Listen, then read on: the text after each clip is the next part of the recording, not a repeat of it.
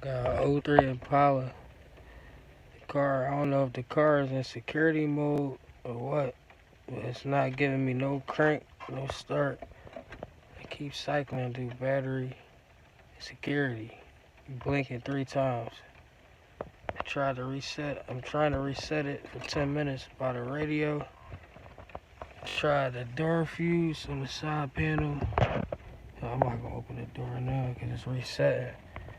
With the door fuse on the side panel, I changed the starter, and nothing seems to be working. So I know that's a lot of people got the same similar problems, but I don't know. I tried most people's solutions, but nothing's working for me. So if you if you got the same similar problem, I need to know what you did. And if you fixed the problem, I need to know what you did to fix it. Please. Thank you. This shit is annoying.